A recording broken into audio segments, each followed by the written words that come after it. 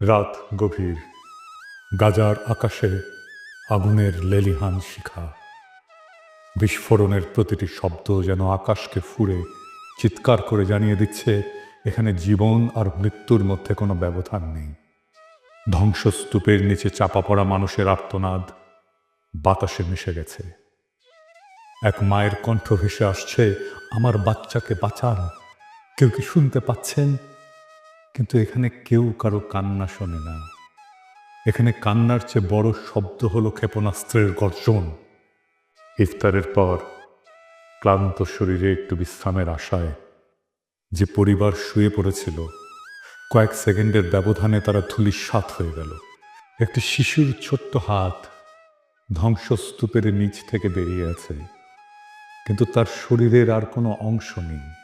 এটা যুদ্ধ না, এটা নিছক প্রতিরোধের বিরুদ্ধে লড়াই না, এটা একপাক্ষিক গণহত্যা। ইসরায়েল এবং হামাসের মধ্যে যুদ্ধবিরতি বলবৎ ছিল। বিশ্ব আশায় ছিল হয়তো কিছুটা শান্তি আসবে, কিন্তু শান্তি আসেনি, বরং নতুন রক্তপাত শুরু হলো। 18 মার্চ রাতে কসাই নেতানিয়াহুর বাহিনী যুদ্ধবিরতি ভেঙে বেসামরিক মানুষের উপরে ভয়াবহ হামলা চালালো।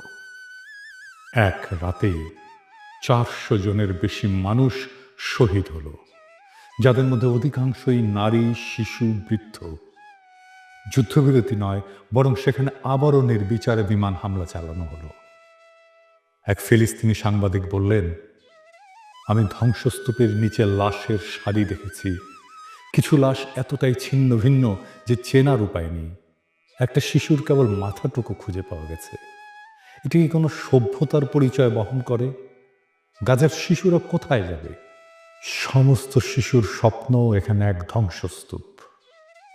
একটা শিশু নাম আমাল, তার পুরো পরিবার গতরাতে একসাথে ইফতার করেছিল। সে খুব খুশি ছিল, কারণ তার বাবা বলেছিল, যুদ্ধ শেষ হলে তোমার পছন্দের খেলনাটা এনে দেব। সেই রাতেই এক বোমা এসে তাদের ঘরটাকে মাটির সাথে মিশিয়ে দিল। আমাল বেঁচে আছে, কিন্তু তার বাবা মা নেই। তার ছোট ভাইটি তার হাত ধরে শুয়েছিল, কিন্তু এখন সে নিথর। গাজার প্রতিটি শিশুই এখন এতিম। তারা আর বাবা মায়ের গল্প শুনবে না, তারা আর স্কুলে যাবে না, তারা আর খেলতে পারবে না। তাদের জীবন এখন একটাই, জীবন থেকে পালাও। এই বর্বরতা কি প্যারিসে ঘটলে বিশ্ব চুপ থাকতো? আর যদি লন্ডন, নিউ ইয়র্ক বা প্যারিস, বার্লিনে এমন একটা হামলা হতো, তাহলে কি বিশ্ব এতটাই নিশ্চুপ থাকতো? যদি প্যারিসের শিশুদের উপরে বোমা ফেলা হতো, তাহলে কি জাতিসংঘ শুধু নিন্দা প্রকাশ করত? যদি ওয়াশিংটনের হাসপাতাল ধ্বংস হয়ে যেত, তাহলে কি বিশ্ব চুপ থাকতো? যদি লন্ডন শহরে একটা স্কুলে 300 শিশু নিহত হতো, তাহলে কি বিশ্ব উদ্বেগ প্রকাশ করেই থেমে যেত? না, তখনই বিশ্ব মানবতা জেগে উঠত, তখনই জাতিসংঘ চিৎকার শুরু করত। কিন্তু যেহেতু এই হত্যাযজ্ঞ গাজায় হচ্ছে, তাই বিশ্বের বিবেক ঘুমিয়ে আছে। কিন্তু এই নীরবতা কি চিরকাল থাকবে? একজন বাবা তার মৃত সন্তানের নিথর দেহের পাশে বসে আছে। শিশুটির হাতে আঁকা ছিল একটা ছবি, একটা সূর্য, একটা ঘর আর একটা ছোট্ট পরিবার। কিন্তু সেই ঘর এখন ধ্বংস হয়ে গেছে। সেই বাবা এখন নিঃস্ব। তার চোখ দিয়ে অশ্রু ঝরছে না, কারণ গাজার মানুষ এত কেঁদেছে যে তাদের চোখের পানিও শুকিয়ে গেছে। তিনি শুধু একটাই প্রশ্ন করেছেন, কবে থামবে এই গণহত্যা? ইসরায়েল কি চায়? ইসরায়েল জানে তারা যত বেশি ফিলিস্তিনিদের হত্যা করবে, তত সহজ হবে তাদের দখলদারি। প্রথমে তারা ফিলিস্তিনিদের জমি কেড়ে নিল, তারপর তাদের ঘরবাড়ি ধ্বংস করলো, তারপর তাদের খাদ্য পানি বন্ধ করলো। এখন তারা একে একে হত্যা করছে, যাতে কেউ বেঁচে না থাকে। এটা ধ্বংসের একটা পরিকল্পিত নীতি। এটাকেই বলে এথনিক ক্লিনজিং। ফিলিস্তিন মুক্ত না হলে মানবতা মুক্ত নয়। গাজা পুড়ছে, কিন্তু শুধু গাজা নয়, এই আগুন একদিন পুরো বিশ্বকে গ্রাস করবে। আজ যদি ফিলিস্তিন মুক্ত না হয়, তাহলে মানবতা কোনোদিন মুক্ত হবে না।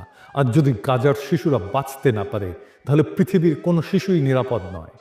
আজ যদি আমরা চুপ থাকি, তাহলে একদিন আমাদের ঘরেও আগুন লাগবে, তখন কেউ আমাদের জন্য কথা বলবে না। এখন প্রশ্ন হলো, এই হত্যাযজ্ঞ কবে থামবে? পৃথিবী কি নীরব দর্শকের ভূমিকা পালন করবে?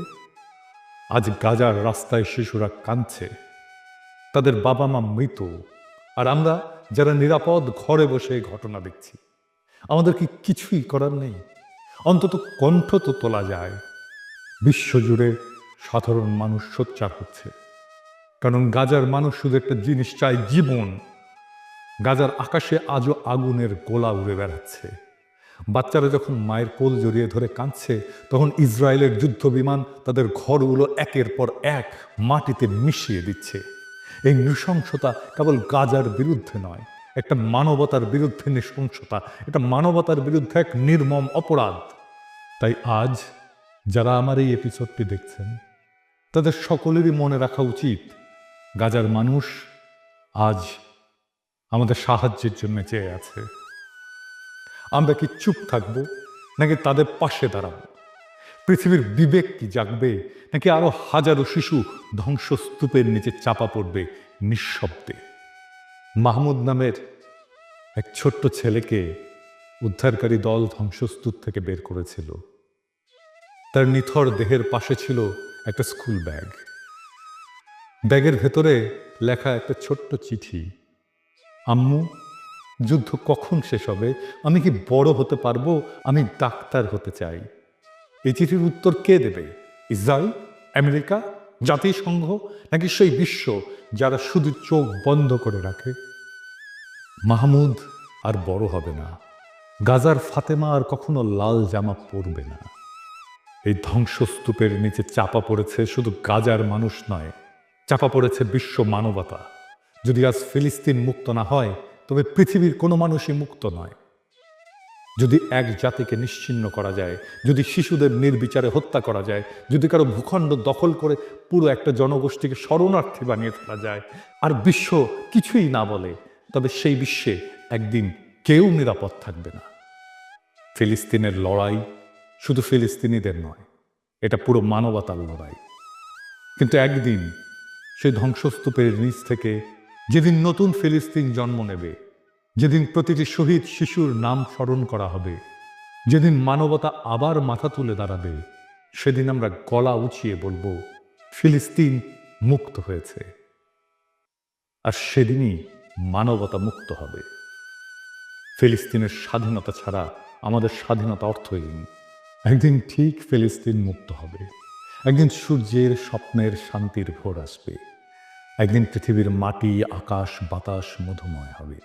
সেই দিনের অনাগত প্রজন্ম আমাদের অক্ষমতাকে, আমাদের কাপুরুষতাকে, আমাদের স্বার্থপরতাকে ক্ষমা করো। হে মহান সৃষ্টিকর্তা, তুমি আমাদের ক্ষমা করো। তুমি বৃথাই আমাদের শক্তি দিয়েছিলে।